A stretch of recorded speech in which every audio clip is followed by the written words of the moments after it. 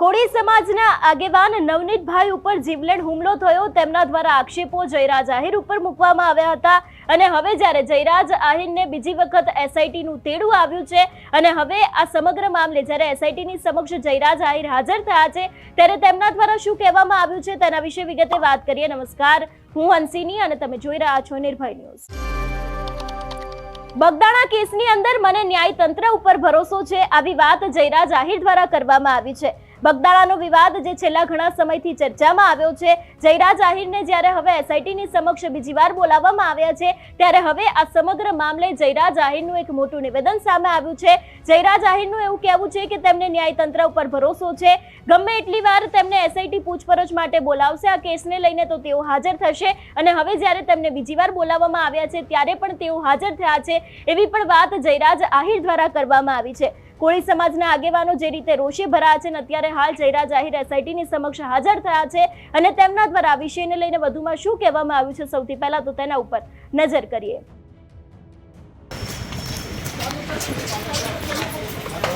પાછળ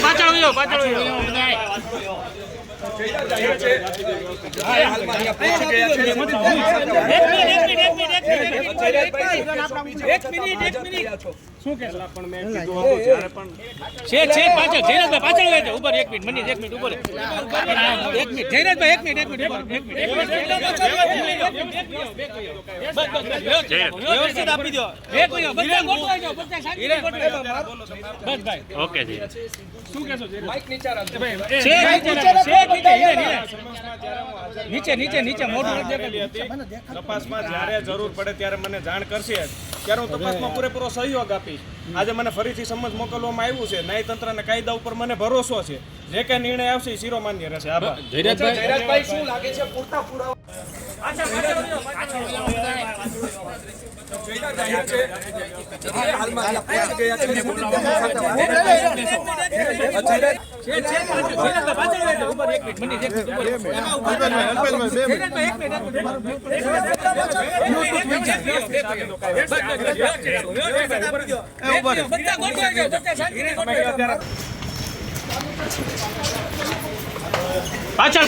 પાછળ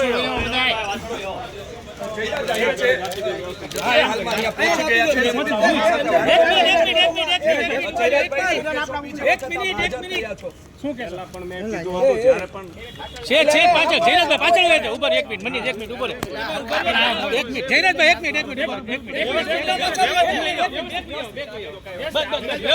વ્યવસ્થિત આપી દો બસ ભાઈ ઓકે જી શું કહેશો માઈક નીચે રાખજો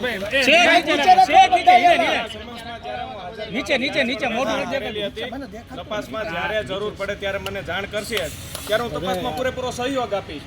આજે મને ફરીથી સમજ મોકલવામાં આવ્યું છે, ન્યાયતંત્ર અને કાયદા ઉપર મને ભરોસો છે, જે કઈ નિર્ણય આવશે એ શિરોમાન્ય રહેશે। આભાર। જયરાજભાઈ શું લાગે છે પૂરતા પુરાવા આજરોજ તારીખ 24 જાન્યુઆરીના રોજ એસઆઈટી દ્વારા મને ફરીથી સમજ મોકલવામાં આવ્યું છે। પહેલા પણ મેં તપાસમાં કીધું હતું કે જ્યારે પણ તપાસમાં જરૂર પડે ત્યારે હું હાજર રહીશ।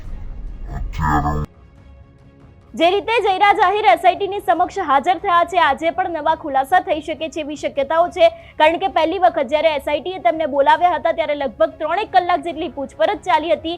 એની પહેલા પણ નવનીત બાલદિયા જેમનો આ સમગ્ર કેસ છે, આ વિવાદ છે, એમને પણ એસઆઈટીએ બોલાવ્યા હતા, તેમની પણ ક્યાંક પૂછપરછ કરવામાં આવી હતી, પરંતુ હવે જ્યારે જયરાજ આહિરને આજે બીજી એક વખત એસઆઈટીનું તેડું આવ્યું છે, જયરાજ આહિર એસઆઈટીની સમક્ષ હાજર થયા છે અને આજે પણ હાજર થતાની પહેલા જ તેમના દ્વારા નિવેદન આપવામાં આવ્યું છે, કહેવામાં આવ્યું છે કે તેમને ન્યાયતંત્ર ઉપર પૂરો ભરોસો છે। આ કેસની અંદર જ્યારે પણ તેમને એસઆઈટી દ્વારા બોલાવવામાં આવશે પૂછપરછ માટે ત્યારે તેઓ હાજર રહેશે તેવી પણ વાત જયરાજ આહિર દ્વારા કરવામાં આવી છે।